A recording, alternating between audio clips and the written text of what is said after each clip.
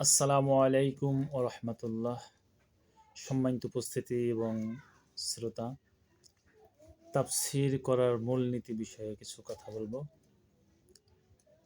আল্লাহ সুবহানাহু ওয়া তাআলা সূরাতুল মায়েদার ৩ নম্বর আয়াতের মধ্যে বলেন, আল ইয়াউমা আকমালতু লাকুম দীনাকুম ওয়া আতমামতু আলাইকুম নি'মাতি ওয়া রাদিতু লাকুমুল ইসলামা দীনা। আল ইয়াউমা আকমালতু লাকুম, আজকে পূর্ণাঙ্গ করে দিলাম তোমাদের জন্য, দীনাকুম, তোমাদের দিন, ওয়া আতমামতু আলাইকুম নি'মাতি, এবং তোমাদের উপর আমার নিয়ামতকে পূর্ণ করে দিলাম, ওয়া রাদিতু লাকুমুল ইসলাম দীনা, এবং দিন হিসাবে ইসলামকে তোমাদের জন্য মনোনীত করলাম। এই আয়াতটি পবিত্র জিলহজ মাসের ৯ তারিখ বিদায় হজের দিনে আল্লাহ সুবহানাহু ওয়া তাআলা নাজিল করেন। অত্র আয়াতের মধ্যে আল্লাহ সুবহানাহু ওয়া তাআলা ৩টি ঘোষণা করলেন। ১ নম্বর হলো, দিনকে পূর্ণাঙ্গ করে দিয়েছেন, দিনের বিষয়ে কোনো কিছু অবশিষ্ট আল্লাহ রাখেন নাই। তাহলে দিন পূর্ণাঙ্গ করার ঘোষণা আল্লাহ তাআলা এই আয়াতের মধ্যে বলেছেন। দ্বিতীয় বিষয় হলো, নিয়ামত আসমানি কিতাব পরিপূর্ণ করে দেওয়া হয়েছে এবং নবুওয়াতের পরিসমাপ্তি হয়েছে। আর কোনো নবী আসবেন না এবং আসমানি কিতাবও আর আসবেন না। ৩ নম্বর হলো, ইসলামকে দিন হিসাবে মনোনীত করা হয়েছে। এই ৩টা বিষয় আল্লাহ সুবহানাহু ওয়া তাআলা আয়াতের মধ্যে বর্ণনা করলেন। তাহলে দিন পূর্ণতা লাভ করার অর্থ হলো কোরআনুল করিম সম্পূর্ণরূপে প্রতিষ্ঠিত হওয়া।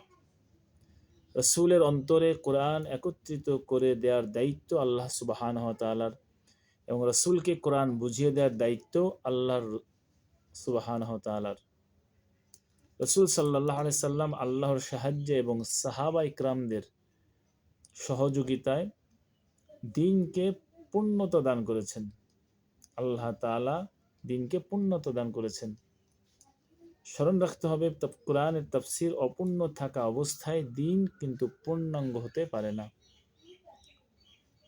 কেননা দিন পূর্ণতা লাভ করার মাধ্যম হচ্ছে আল কোরআন। কোরআনের মাধ্যমেই দিন পূর্ণতা লাভ হয়েছে।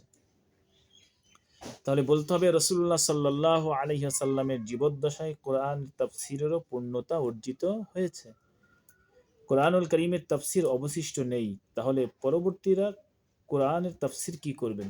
যেহেতু রাসূলের যুগেই কোরআনের তাফসীর পূর্ণাঙ্গ হয়েছে, তাহলে পরবর্তীতে যারা মুফাসসির বলা হচ্ছে, যারা তাফসীর কারক বলা হচ্ছে, তারা কি তাফসীর করবেন? কোরআনের তাফসীর তার অবশিষ্ট নেই। তাহলে পরবর্তীরা কোরআনের তাফসীর করবেন হলো, আল্লাহ সুবহানাহু ওয়া তাআলা কখনো এক আয়াতের তাফসীর আরেক আয়াত দিয়ে করেছেন, অথবা কোরআনের আয়াতের তাফসীর, কোরআনের আয়াত যদি পাওয়া না যায় তবে রাসূলুল্লাহ সাল্লাল্লাহু আলাইহি সাল্লামের কথা দিয়ে তাফসীর হবে।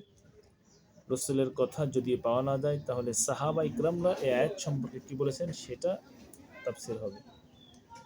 সাহাবীদের কোনো ব্যাখ্যা না পাওয়া গেলে তাবিঈন এবং তাবিঈনগণ কি বলেছেন সেগুলো উল্লেখ করতে হবে।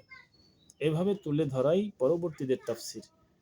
তাহলে বর্তমান যারা তাফসীর করবেন, আয়াতের তাফসীর হতে হবে রাসূল সাল্লাল্লাহু আলাইহি সাল্লামের কথা, অথবা কোরআনের আয়াত আরেক আয়াত দিয়ে তাফসীর, অথবা সাহাবা ইকরামের ওই আয়াত বিষয়ে কি কথা, অথবা তাবিঈনদের কি ব্যাখ্যা হয়েছে ওই আয়াতে, সেগুলোই তুলে ধরার নামই হচ্ছে তাফসীর।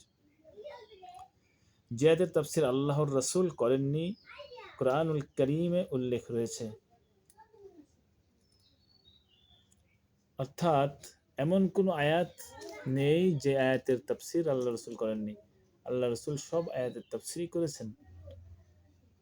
যেমন আল্লাহ তাআলা বলেন, ইয়া আইয়ুহার রাসূল বাল্লিগ মা উনজিলা ইলাইকা মির রাব্বিক ওয়া ইল্লাম তাফআল ফামা বাল্লাগতা রিসালাতাহু ওয়াল্লাহু ইয়াসিমুকা মিনান নাস।